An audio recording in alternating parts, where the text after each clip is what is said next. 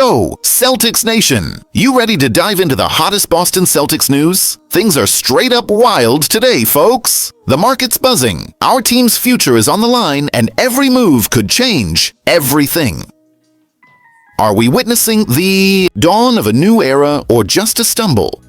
You won't believe what's cooking behind the scenes, so grab a seat, smash that like button, hit the bell, and let's get right to it.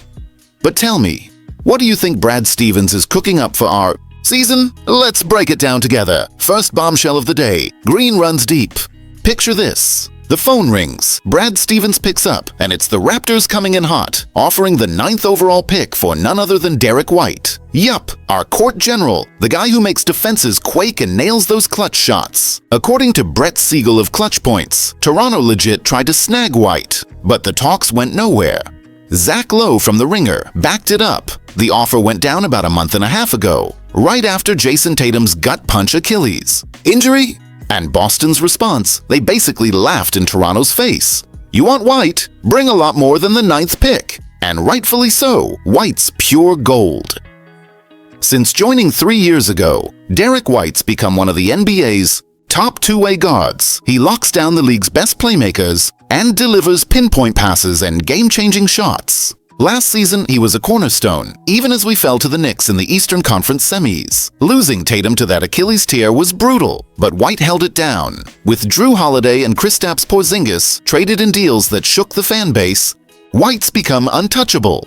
Or close to it. Per Lowe, if someone wants our number 9, they better empty the vault. A top 10 pick alone won't cut it. Boston wants a package that matches his impact. Let's keep it real. The idea of trading White is scary. Fans are split. I saw some ex-posts calling him the team's future, while others think with Tatum sidelined and Jaylen Brown coming off knee surgery, a trade for new pieces might help. Nah, I'm not buying it. White's the glue. Defense, leadership, clutch plays. Trading him would be like pulling the engine out of a car. And what were the Raptors thinking?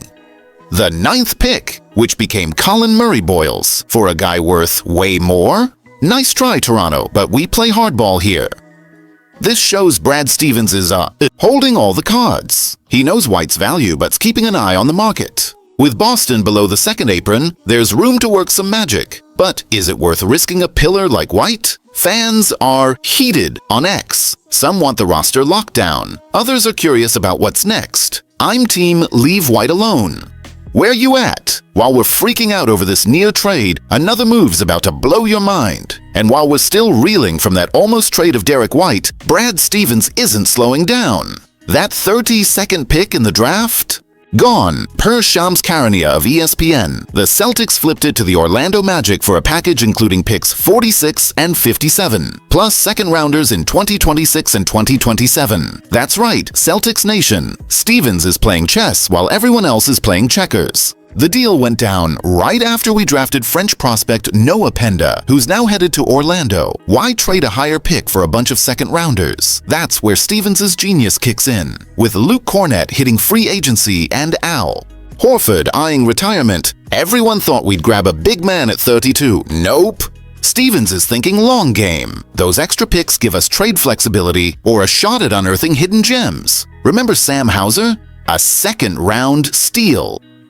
With picks 46 and 57, we've got 2 more chances to strike gold this draft. This move screams Boston's focus on rebuilding without losing steam.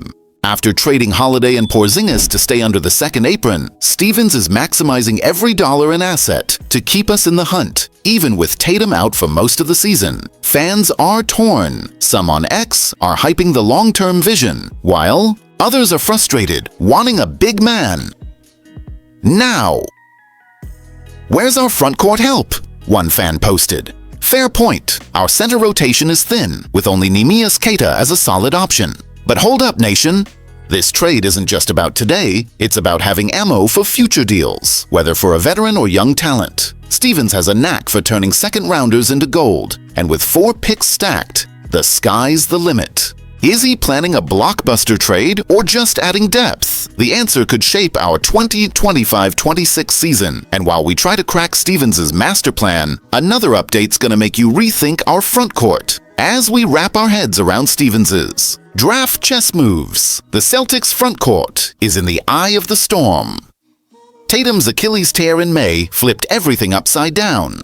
Add in the NBA's new salary cap restrictions, and Boston's facing a reality no one saw coming. But the real heat is on our bigs. In his post-draft presser, Stevens made it clear, bringing back Al Horford and Luke Kornet is priority one. But nation, it's not gonna be easy. Horford at 39 is more than a player. He's a three-point shooter, locker room leader, and mentor to generations of Celtics. And Kornet, the 7-1. Giant shined in 2025, averaging 6 points and 5.3 boards in just 18.6 minutes. In the playoffs, he was a beast, dropping 7 blocks in our Game 5 win over the Knicks. Even with the series loss, Kornet outplayed a banged-up Porzingis and proved his worth. The catch? Both are free agents, and the second apron is squeezing. Our wallet. Stevens admitted the cap penalties are brutal. I didn't realize how bad until they were staring me in the face, he said. To bring back Horford and Kornet, we might need another trade or convince them to take pay cuts. Kornet took a minimum deal last season, even though he could have earned more elsewhere. Will he do it again? Horford, with options on the market, is a wild card. Fans are on edge. Ex-posts are screaming, "No Horford, no locker room." And don't let Kornet walk. Without them, our front court's shaky. Neemias Queta's our only reliable big, but he's never played more than 14 minutes a game. Drafting a center at 32 was an option, but Stevens went for picks instead. Is he banking too much on Queta, or is something bigger in the works? The pressure's on. Without a solid 5, our defense crumbles, and with Tatum out, we need stability. Stevens has to work some serious magic to keep us in the fight. And while we root for Horford and Kornet, one last update's gonna hit you right in the feels. As we try to keep our emotions in check over the front court, the final news of the day is a gut punch, Celtics Nation. The team's navigating a storm after Tatum's devastating Achilles tear in the Eastern Conference semis. He's likely out for most, if not all, of 2025-26. To make matters worse, Jaylen Brown had knee surgery and is racing the clock to be ready for training camp. And it doesn't stop there. Trading Drew Holiday and Kristaps Porzingis shook our 2024 championship core. In his post-draft presser, Stevens got real about Tatum and Brown. They're grinding through recovery, he said, noting both are putting in work at the Auerbach Center. Tatum's making progress, but there's no timeline. Baby steps, per Stevens, via ESPN. Brown's closer to a return, but knee surgery's no joke. Fans are feeling it. X is buzzing with takes like, "No Tatum, no season," and others. Holding out hope. Brown's gonna carry us. Losing Tatum, our all-star, is like ripping out the team's heart. He was the guy who closed games, led on the court, and handled the pressure. Brown, even when he's back, will have a massive load. And Derrick White's gotta step up as a leader like never before. Trading Holiday and Porzingis shows Stevens is retooling to stay competitive, but without our top star, the path to the top of the East just got steeper. After finishing second in the conference last year, the Knicks loss stung, and now we're staring at a future with more questions than answers.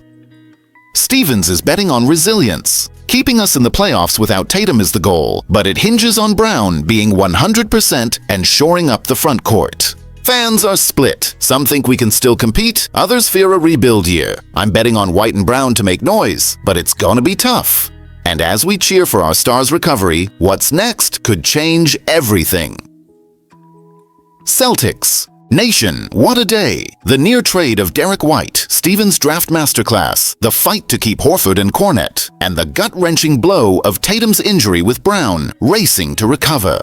It's a roller coaster for our green hearts. Is Stevens building a playoff contender or just trying to survive the season? Is White untouchable or could a trade save our front court? And when's Tatum coming back? I want to hear from you.